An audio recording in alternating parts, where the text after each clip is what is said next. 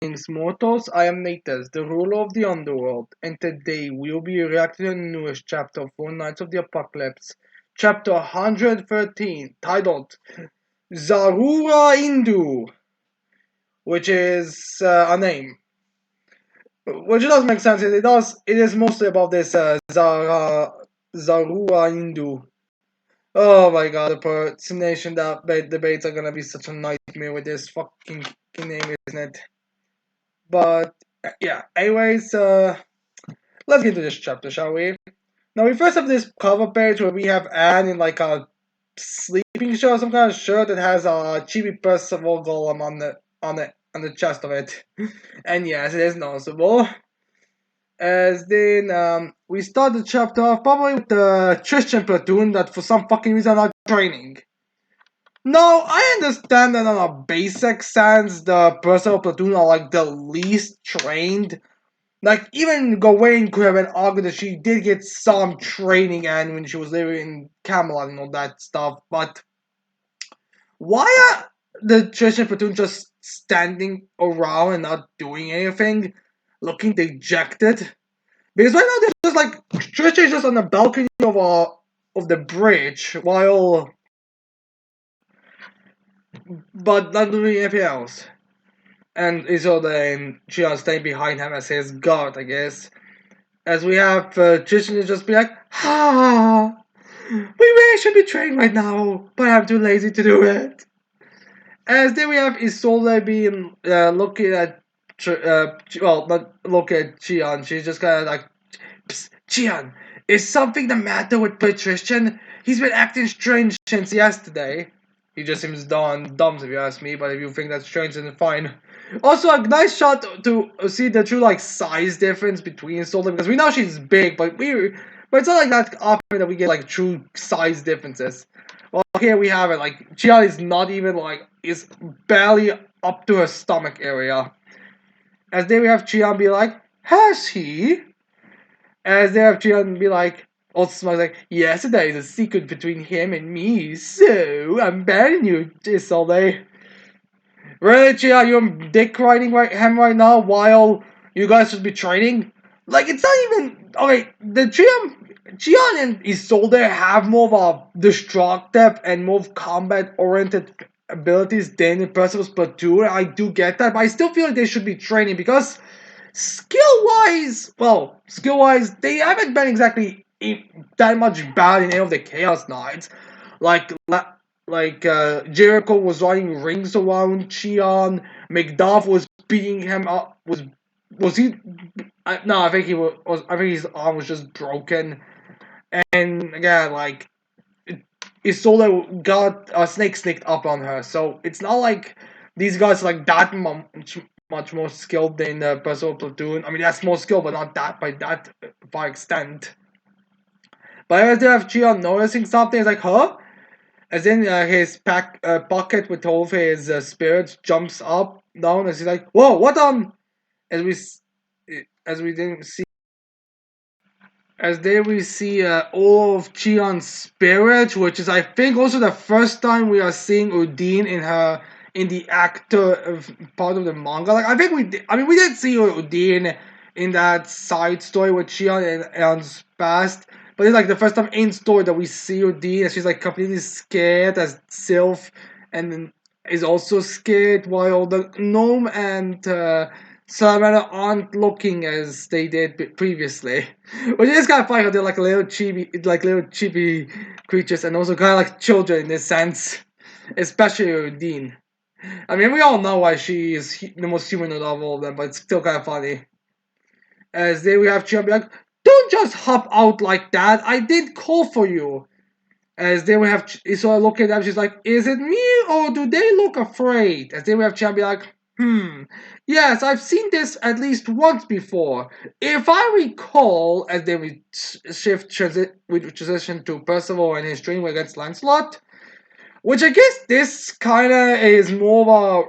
I think this is also supposed to like justify Cheon's like animosity towards Percival and his platoon because that's how his spirits reacted to Percival. He, I guess, first entered Camelot I'm not like certain when he's referred to because I don't believe during the battle with Percival when he went into his demonic or whatever that thing state was, jumping out and being like this. So I kind of want to say he was before that. But regardless, it seems to be implied these spirits last time they jumped out of fright, it was something when Percival did something. Or maybe it's this is completely unrelated and transitioning to Percival just like a misdirect, but we have to wait and see. Anyways, then we have Percival saying, or Chia saying as he transitions to something, as he's like, they encountered much the same way the first time they encountered Percival. Which again, and this is why you read the chapters this fully until you give your opinions on it. Well, the pages fully. Because it literally just confirms it right here. Well, that's embarrassing, but regardless, it just confirms it. Which again makes me wonder when this happened because I don't think they jumped out during the battles, but regardless, they were scared then and they are scared now. As then we have Professor still looking at Zarunda. As Professor like, Zarunda? A piece of the Great One? Which I don't know if that's just a translation or something that means this, the same thing, but regardless, that's how he's gonna be referred to. As they have this person, Golem person like smiling, is grinning. As they have this Golem be like, ring any bells? As in person has no clue, as in he has like, then how about this? Vazigra? As in person just translates it to awake? As they're gonna be like, well, as in like, huh? As in we have this Golem person like, no dice. I guess it's been too long then. So I guess this Golem Percival does know what's going on. It's just that, and he does want this whatever he wants from Percival to awaken or something again. But it's like it's not working. Crap. I guess it's gonna take something more than just me popping up this form and saying random words, and so he'll know exactly what those words mean. Well, he knows what they mean, but like he understands them. Which I always think that he was this golem person was taking over his body, and he was the one that was actively controlling the situations. Well, when the whole behemoth thing happened the first time, especially because of what we see at the end of the chapter. As then we have me and Pesselberg. I'm sorry, but you're not making any sense to me at all here. Yo, is there have Lancelot saying, yo, I don't think I said training was over yet. As they have Lord Percival, he must look at Lancelot as Lancelot stands back up, is like, you beat level 2, okay? Now for level 3. FC makes a polearm, well, a long staff weapon, as the Golem Percival like swings his blades around. He's like, let me take this round too. And they have Percival like, whoa, hang on! I'm supposed to be the one training here. If you beat all of the easy levels and just bail on me on the end, how am I supposed to get stronger? I cannot even beat Macduff. How am I going to beat anything higher? As then but we just have Percival, well, Lancelot and Golem and Zarunda, I just call him for now. Just kind of ignoring that as we have Lancelot making a stance, and then we have the giant mace taking full form as it hits the Golem Percival right in the head. Now, I'm not sure that if Golem Percival could have dodged that or tank it or something, he just didn't really react to it. But regardless, he gets sent flying back. As then we have Golem Percival. Damn, nice power. And then Lancelot like, yeah, ha ha, entertain me a little, why don't ya? And that person like, wait, is level 3? As even Don is panicky. King, as person says, the Black Knight Palgard?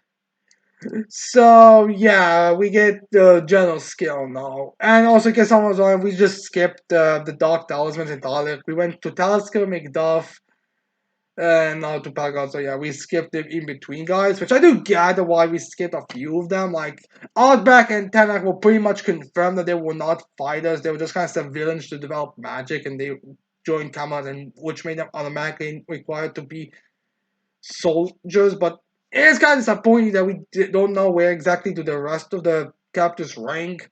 I would say that I would say it could be something like Alaska. Well, would I put Bergie above Talisker if we do not include the civilian ones? Well, God, like, I'm assuming that the Dark Talismans would probably go somewhere in between somewhere in between around Talisker and before Macduff, with Pelagard being the next one after that. And I think we all know who's level 4 at 4 now. As there we have the Golem Zaruda be like, that guy, I don't mind him at all. He's the one who awoke Percival in the first place for me. So yeah, his own schemes. If Lancelot knows what he's referring to, we have no idea. Although I feel like I don't remember anything being hinted that Lancelot's aware of what exactly Golem Percival was thinking. So that's a concern. Already more terrifying than Lancelot is. So yeah. No, it is funny how the God person did point out he doesn't really hate him. He's like, oh, I appreciate the guy. I'm happy for the guy. So I do want to know how the interactions between this Percival and this Zaruda and the Pelagos going to continue. And then we have the two going for clashes. Then we see like the Lancelot swing his mace around as Gollum Percival is blocking it with the sword. Oh, Zaruda is blocking with the sword. As Don is then like, Dad, look at that! He's fighting even with Lancelot, Palgard. To be fair, it's not entirely Palgard as well, as it's even gonna be said by the Zaruda later. Then we get Lancelot slimming down. That does hit Zaruda. Then goes for another swing that hits Zaruda. And then again goes for a top to bottom hit. But it doesn't work Zaruda this time, as Zaruda just dispatches himself and then refigures himself up behind Lancelot. I guess a few of these main Percivals are moving with the sword, so he's able to have it on his hand when he appears behind them. Then we have Lancelot be like, "One work twice on me," as he goes to swing the back of it. As then we have Zaruda appear again behind and slashing Lancelot. It's like, oh, you don't think you can like I only am able to do it once. Like I can do it multiple times. So yeah, even if you yourself don't think it's going to work. If you know it once, you have to do it more times than just once to be able to get around it. As then we have so yeah, Lancelot's getting just kind of thumped to the ground multiple times. Again, it's so nice seeing Lancelot being on the back foot for once, because again, he's like usually the one who's always 100% control. He can do anything. So it's nice seeing this contrast, which to be fair, it's still not like, it's not taking away anything from Lancelot, unlike Tristan losing to Swords, but it's still like, it does make Lancelot show like he's not unbeatable, something like that. And then Donnie be like, he got him? And then I was like, he's done it again? But then we have Zaruda be like, but it's still just the Palgard based off Percival's memories, isn't it? He never truly went all out against Percival, maybe half his actual strength at best. So again, because Palgard is not someone who we've seen full powered, beaten, and we don't know where his story is going, we can't really like notch him down by having Zaruda already beat him. So the idea here is more like, respectively saying it's like, alright, this is from memory, so he probably still has more. Which kind of confirms that Zaruda can at least beat Gawain in her muscle form. So, muscle form, since since from Percival's memories, he's able to remember that Pelagos is skilled enough to beat Gawain. Although, to be fair, that was more like a skill-based thing. It's not like Gawain was knocked out or beaten. It was like, she's like, I think Pelagos just like sent the blows that she was sending at him away. Then just got close off her and then hit her with a mace, which sent her flying and then thumped down on the floor as she realized that she was on the ground. Like, she was able to move, she was able to do everything. She even went in to go fight against the Chaos Gallant, Amela Gallant. So it's not like it's that good of a state feed, since again, like, he won like a match kind of sense. He didn't like won a proper 1v1 fight to the death, or the only way this ends is when one of them is standing and the other knocked out kind of deal. As then we have this Zaruda also kind of saying, well, after praising Pelgar to remain his hype, so it doesn't, demean him, he also says, like, about himself, but then, like, I'm not exerting my full force either. So basically, like, yeah, This definitely wasn't full power Belgard, but I myself am not at full force, so the battle could very likely go the same way if we go full power. It's just we can't confirm yet. As then we have Lancelot standing back up, cracking his neck. It's like, and that's level 3. Not too shabby. Yeah, because this is the first. It's always kind of amazing how easily Zarura is beating Lancelot using these different levels for Chaos Knights. So yeah. As then we have Lancelot turning to Zarura again. It's like, time for level 4. As then we have Zarura be like, as then we have Zarura be like, oh, I see who's he going with next. Or maybe he's like assuming who level 4 is. Like, wait a minute, Balga wasn't going full out, and I can easily say that he was the best, easily one of the strongest opponents that we went up against. Who could he possibly be referring to above level 4? Above level 4, with the exception of Arthur. And where was Ironside this match? As then we have the little bit like, fine. But before that, this is still Percival's training, isn't it? I don't want to butt in any further. As then we have the pushing your rounds done wonders for my stress too. So basically, yeah, that was what the meaning person was referring to. Like, he thinks he's all that, huh? Well, we're gonna bring him down a pack. So, although, weirdly enough, Zaruda, but Lanza did manage to read their mind, so I wonder if he can read Zaruda's mind, but there's nothing in this chapter that suggests that Lancelot can read its mind, or at least if there's no hint of that from what I remember. So it does make me kind of wonder if he's able to read it or not. But yeah, anyways, he gives his sword back to Percival, as they have a little bit. And besides, with this guy, it won't mean anything unless Percival himself's your opponent. As they have Percival be like, it won't mean anything? As they have Percival be like, as he gets a shiver down his body, like, wait, I know this feeling! The Red Knight, Ironside! As we see like this shot of Ironside, Lancelot with Ironside's blade, which I'm not certain what this is called. Like, I don't want to say I know it's a sword, but like, what's the specific name of it? Because the weird shaping. Is we have the Lancelot standing there. As then we have Donnie B like, he has to take on Ironside solo. As if Anne, as she's a whole, then like, 4 of us were helpless against that man, which I guess is to hype Ironside above Palgot.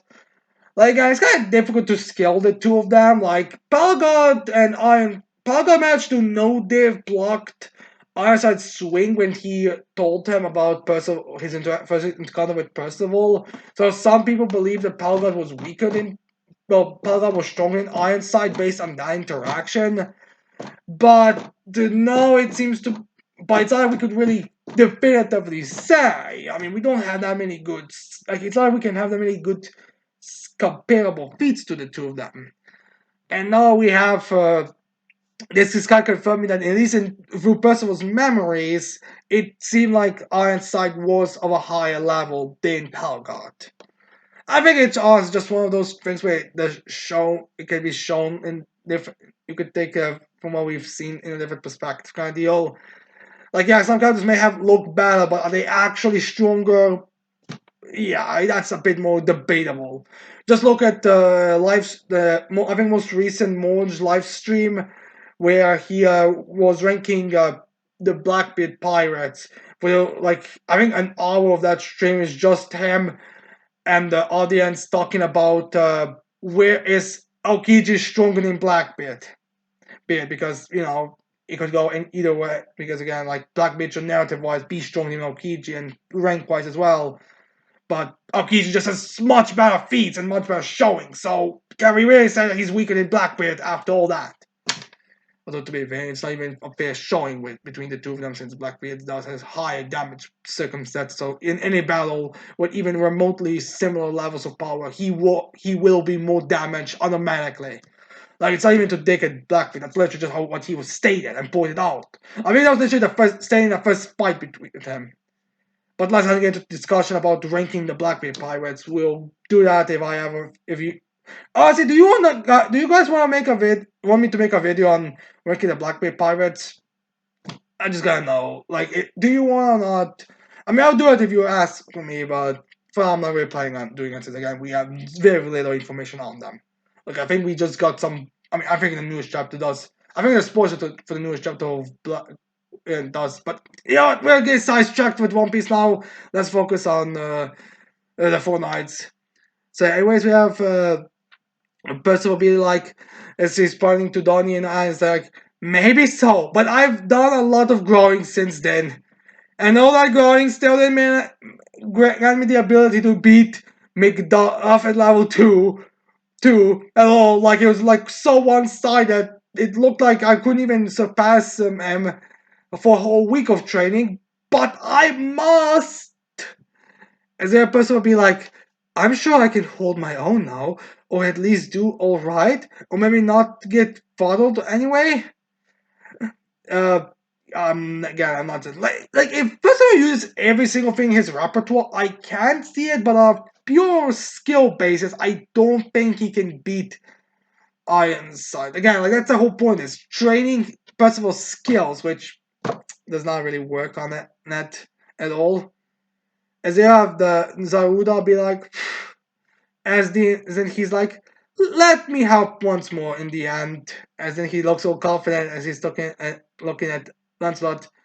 As then we have Lancelot be like, no discipline at all, I see. Taking it back that fast?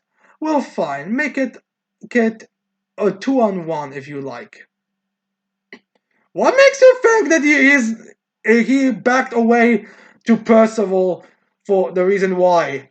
Like, I'm sorry, Lancelot, but he was bitching, slapping you with Macduff and Palgard with basically no sweat. He even said himself that he's not going full out against half of Palgard's power, and we don't even know if Ironside has gone full out yet.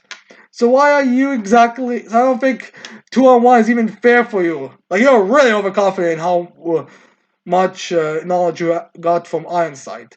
Hell, even Ironside was paralyzed for half the battle with 4-on-1, and he still managed to beat the shit out of all of them. But yeah, anyways, we just have the Zarura be like, no, not like that. It'll be Percival doing all the fighting. As in he splits into three Percivals as they all cover Percival and go inside of him. As it's like Bliga! And then be like Fah! As then he sees the glow inside of Percival's chest.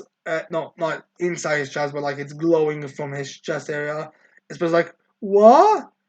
As they have like Percival getting a big surge. It's like, wow, my magic force is seeping into my body, down to my hands, my feet, my fingertips, every nail, every individual hair. It's like my sense exists in each strand. As the other person will be like, the Zaru will be like, your entire nervous system's been sharpened, to be exact. As person will like, and then Robert, here he comes. And Spencer like, and then it turns to look at where Lancelot is. And then Lancelot goes to Swingenham, which it seems to be implying that the Lancelot actually goes into his slices with frustration because Lancelot's now having more of an angry grin on his face. As Spencer was able to dodge immediately, as Spencer like, what? Ta ta. And Lancelot goes for a swing, and Spencer like, what? And then the person's like, now it's my turn, as he gets ready for a slice. But unfortunately, Lancelot just kind of comes down now, and he goes for like multiple slices. You know those slices in anime where they're like 100. Looks like he has like 8 extra hands or 10 or something, and he's swinging with all of them have blades, and they're swinging all at the same time. It's just like, wow. And then have not and screaming, "Can't dodge that!" As Percival's like, "Whoa!" As then Percival, "Whoa!" Oh, as that person turning back is a dodge match to dodge all that. It's like, there's no way I can evade. Oh, and then he sees where he went, as then we see the person who actually got just jumped completely around Lancelot to a almost completely opposite direction. Actually, I think it is exactly the opposite direction from where Lancelot was standing in. As Lancelot looks at it there, as like, did you see that? What a leap and what a reaction time too. So yeah, that spelling in the into every piece of Percival Ray did help because how easy he meant to avoid that. Again, I'm not like sure this is giving Percival much better skills with the sword as much as just increasing his physical stats, but that's pretty much whatever skill with the sword means in it. As then we have Percival like, did you do that just now? As Zaruta's like, oh, I didn't do anything. It's all your power. As then Percival like, my power? As Zaruta's like, but you gotta learn to temper it. On narrow cliff, you'd be not falling right now. And then we get to like an inner space kind of world. As Zaruda is like, but no, I think you can tell just how little power you've been tapping into. Basically referring to the whole speech that King made about sacred treasures, where they're like, you at best yourself you can like pull little, can like think the water, uh, take as much magic power as your hands can hold, but with sacred treasure you can like hold an entire river type of deal. As then we get kind of this expansion with Percival, which now makes me kind of wonder. It's stated that Lancelot has magic power that makes it so that he can't even hold any normal. Well, he can't even use magic on any magical weapon or anything. Like, he needs a specific weapon made for him. But Percival himself, all this was just tapping into a fracture of him. Like, this is pretty definitive. Like, this is the idea. All, this is pretty well demonstrate how much there still is to Percival's power, and yet he doesn't seem to have any problem with magical weapons. Which honestly just makes me think it's more of a problem with Lancelot's form of magic as much as not much as his power, because again, like look at all things Zaruda is doing in 2 chapters now. But yeah, anyways, then we have Zaruda telling him, alright, you need to perfect master which parts of your body make what kinds of move as at which timing and force. So using this power to so be able to do everything normally, because otherwise you'll just be like, grab a glass of water, break it. Uh, make a piece of paper, rip it apart, or crush it together. Walk, make holes in it. So yeah, he has to master that sense. As then we have Percival like, but why are you doing all this for me? Because again, like Percival has no idea why they are doing this. Like me, Percival was already acting rebellious, but now this was like completely obedient, completely helping, completely not even being like a jerk to him. Just kind of like, okay, I'm gonna help you train, help you power up, help you do handle all that. But anyways, we have Lancelot right next to Percival as he does the swings again, which kind of looks like he's like trying it again, like more casual, like, oh, he matched up with me last time because I was saying, let's see how much of an increase this exactly is as he starts swinging it around again. Is there a person like, it's simple. As then the other response to him, it's simple. Although now I kind of feel like he's maybe taking over the body, but I don't think that's the idea. I think he's just explaining to Percival as he's like, to as he's reacting to it. As Zoro tells him, it's simple. You have a duty to punish Ironside. As then we get Percival jumping in, as we see him not blocking the sword, but like stopping the sword in his track with his swing, and we end the chapter there. So yeah, now this punished Ironside may refer to Percival's grandfather being killed, but like many people assume when they first heard that, I do believe this is referring to something else, like something more closer to Percival's origins.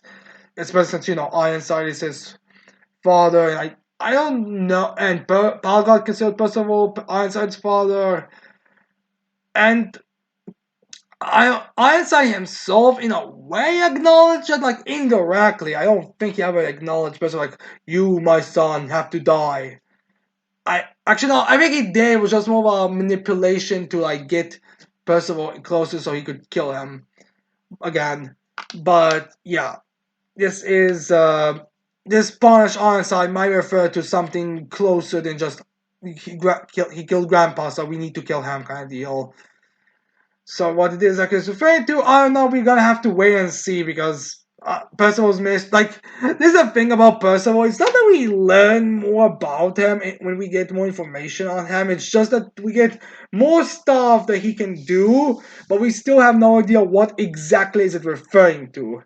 He like. In a way, it feels like Dora really does want to keep him like being the most mysterious and unknown of all the characters by having all these different stuff that don't really connect or don't really click together.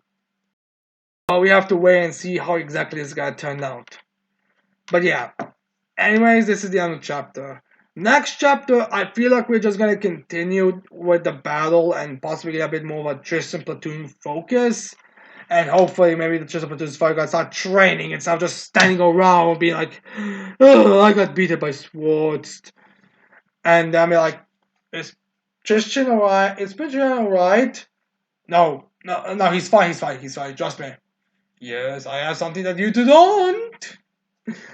So yeah, I do hope that this got changed soon, but we have to wait and see until next week to see exactly what's going to happen. Or 2 more days, so we get the Ross out, but whatever. So yeah, anyways, I hope you like this chapter reaction. I hope you leave your thoughts in the thoughts on the chapter in the comments below.